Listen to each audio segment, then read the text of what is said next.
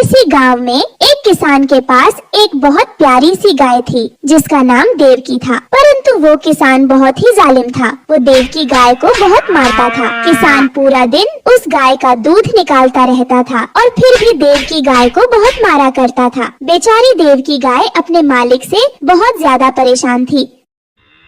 हाय रे, ये किस जन्म की पाप की सजा मिल रही है मुझे, जो मुझे इतना जालिम मालिक मिला है। मैं इसको कितना दूध देती हूँ, फिर भी यह मेरी फिक्र नहीं करता। मुझे इतना कम भोजन देता है और ऊपर से मुझे इतना जोर जोर से मारता है। मुझे बहुत दर्द होता है, लेकिन इस जालिम किसान पर कुछ भी फर्क नहीं पड़ता। पता नहीं इसकी इंसानियत कहाँ मर गई है। परंतु देवकी गाय ने अब यह फैसला कर लिया था कि अब वो ऐसी जिंदगी और नहीं गुजारेगी।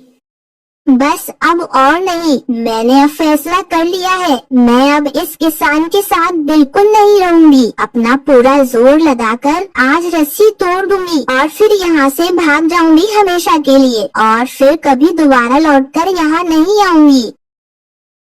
फिर देवकी गाय ऐसा ही करती है। देवकी गाय अपना पूरा जोर लगाती है और आखिरकार वो रस्सी टूट ही जाती है। देवकी गाय किसान के पास से भाग जाती है। भागते भागते गाय घने जंगलों में पहुंच जाती है। तभी जमीन पर पड़ा हुआ एक नुकीला कांटा देवकी गाय के पैर में घुस जाता है और बेचारी गाय जख्मी होकर जमीन पर गिर जाती है और दर्द के मारे करहाने लगती है। बहुत दर्द हो रहा है, मुझे बहुत दर्द हो रहा है। ये इतना नुकीला कांटा मेरे पैर में घुस गया, मेरा तो खून भी निकल रहा है। कोई है यहाँ पर, कोई है? मेरी मदद करो, कोई मुझे बचाओ। बेचारी मासूम गाय बहुत तकलीफ में थी, परंतु उसकी आवाज सुनने वाला वहाँ पर कोई भी नजर नहीं आ रहा था। तभी अचानक रानो चिड़िया वहीं से गुजर रही थी। रानो चिड़िया उस बेचारी जख्मी गाय को देख लेती है। अरे बाप रे, ये इस बेचारी गाय को आखिर क्या हुआ है? इसका इतना खून क्यों निकल रहा है? लगता है ये जख्मी हो गई है। मुझे इसकी अभी मदद करनी चाहिए। ऐसा कहकर रानो चिड़िया उस गाय के पास आकर बैठ जाती है। ए चिड़िया, मेरी मदद करो, मेरे पैर में बहुत दर्द हो रहा है। एक नुकीला कांटा मेरे पैर में घुस गया है, जिसकी वजह से मेरा खून बह रहा है। मेरी मदद करो चिड़िया, मेरी मदद करो। गाय बहन, आप बिल्कुल चिंता मत करिए। मैं अभी डॉक्टर तोताराम को बुलाकर लाती हूँ। वो आपकी चोट को देखकर आपकी टांग की पट्टी कर देंगे, फिर आप बिल्कुल ठीक हो जाएंगी। आप घबराइए मत। फिर रानो चिड़िया ऐसा ही करती है। रानो चिड़िया डॉक्टर तोताराम को बुलाकर लाती है। डॉक्टर तोताराम गाय की टांग का जख्म देखता है और उस पर फौरन से पट्टी कर देता है। गाय बहन, अब आप बिल्कुल ठीक हैं। घबराने की कोई जरूरत नहीं। मैंने आपके जख्म की पट्टी कर दी है। कुछ दिनों में ये जख्म ठीक हो जाएगा। रानो चिड़िया और तोताराम भैया, आप दोनों का बहुत बहुत शुक्रिया। आपने मेरी बहुत मदद की है, नहीं तो मुझे बहुत जोर की चोट लग गई थी। परंतु गाय बहन, आप ये बताइए कि आप ऐसा क्या कर रही थी जो आपको कांटा लग गया और आपको दिखा भी नहीं? रानो चिड़िया, मेरा मालिक एक किसान है, परंतु वो किसान बहुत जालिम है। वो दिन भर मेरा दूध निकालता है और मुझे खाने को भी कुछ भी नहीं देता और उल्टा मुझे मारता भी है। इसलिए मैंने सोचा कि उसको छोड़कर मैं जंगल में भाग जाऊंगी। जब मैं भाग रही थी तो ना जाने कहां से ये कांटा मेरे पैर में घुस गया और मैं जख्मी हो गई। वो तो आज आप सही समय पर आ गई। आपने बिल्कुल सही किया गाय बहन। आपको ऐसे जालिम किसान के साथ नहीं रहना चाहिए था। जिस इंसान की आप इतनी मदद कर रही हो, उसको तो आपका एहसानमंद होना चाहिए था। हाँ रानो चिड़िया, लेकिन मुझे लगता है कि वो किसान मुझे ढूंढता हुआ इस जंगल में जरूर आएगा। गाय बहन, चिंता मत करिए, आप मेरे साथ चलिए। वो किसान आपको ढूंढता हुआ आएगा, पर आपको ढूंढ नहीं पाएगा। आप मेरे साथ ही रहिएगा, वहाँ पर आपकी जान को खतरा नहीं होगा।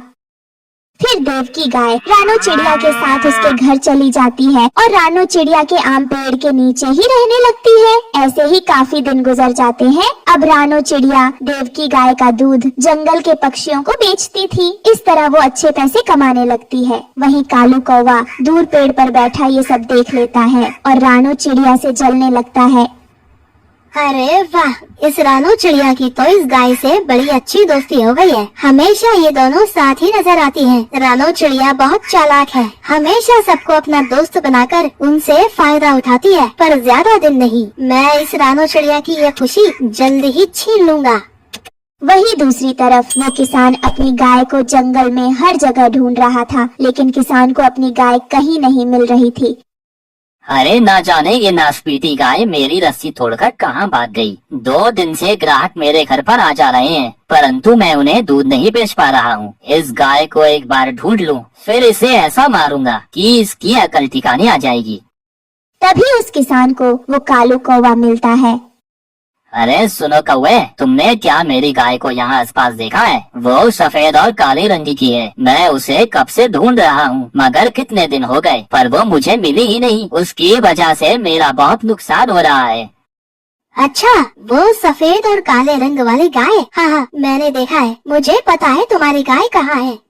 अच्छा, तुम्हें पता है? तो फिर बताओ मेरी गाय कहाँ है? अरे ऐसे कैसे बता दूं? इसमें मेरा क्या फायदा? अगर तुम मुझे अपने खेत से बहुत सारे गेहूं के दाने मुफ्त में दोगे तो ही मैं तुम्हें बताऊंगा कि तुम्हारी गाय कहाँ है। अरे बाप रे, इंसान तो इंसान, आजकल तो पक्षी भी व्यापारियों की तरह सोचने लगे हैं। हाँ हाँ ठीक है कालू कौवे, मैं तुम्हें गेहूं के दाने दे दूंगा, लेकिन अभी मुझे बताओ कि मेरी गाय कहाँ है।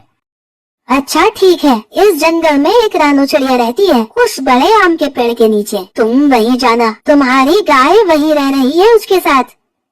तभी डॉक्टर तोताराम कालू कौवे और किसान की सारी बातें सुन रहा था। वो उस किसान से पहले उड़ता हुआ रानो चिड़िया तक पहुंच जाता है और रानो चिड़िया को सारी बात बता देता है। रानो बहन, देव की गाय, जल्दी चलो यहाँ से, नहीं तो आपका मालिक किसान आता ही होगा। वो आपको पकड़कर ले जाएगा और फिर आपको बहुत मारेगा। मैंने अभी उसे कालू कौवे से बात करते हुए देखा है। आपके पास समय बहुत कम है। हाँ हाँ रानो चिड़िया, मुझे उस किसान के पास नहीं जाना, मुझे तुम्हारे साथ ही रहना है। तो मुझे उस जालिम किसान से बचा लो। देव की गाय, तुम घबराओ नहीं, चलो जल्दी से यहाँ से कहीं और चलते हैं, इससे पहले को वो किसान यहाँ पर आ जाए। फिर क्या था, रानो चिड़िया और देव की गाय वहाँ से फौरन निकल जाते हैं। कुछ समय में जब किसान पूरे जंगल में आम का पेड़ ढूंढता हुआ वहाँ पर पहुँचता है तो न उसे वहाँ रानो चिड़िया मिलती है और न ही उसकी देव की गाय। किसान को अब कालू कौवे पर बहुत गुस्सा आता है। अरे मूर्ख पक्षी, मुझे बेवकूफ बनाया, एक इंसान को बेवकूफ बनाया, उल्टा मुझसे गेहूं के दाने भी मांग रहा था, मुझसे झूठ बोला। अब देखो मैं इस कालू कौवे के साथ क्या करता हूँ। फिर वो किसान गुस्से में कालू कौवे के पास पहुंचता है। अरे क्या हुआ किसान भाई, मिल गई ना तुम्हारी गाय? अब चलो मुझे गेहूं के दाने दे दो। हाँ हाँ मेरे दोस्त, तुम्हारी वजह से ही तो मुझे मेरी गाय मिली है। चलो मेरे साथ, मैं तुम्हें गेहूं के दाने देता हूँ। फिर कालू कौवा किसान के साथ साथ उसके घर की तरफ जा रहा होता है, परंतु घर पहुँचते ही किसान कालू कौवे को एक पिंजरे में बंद कर देता है।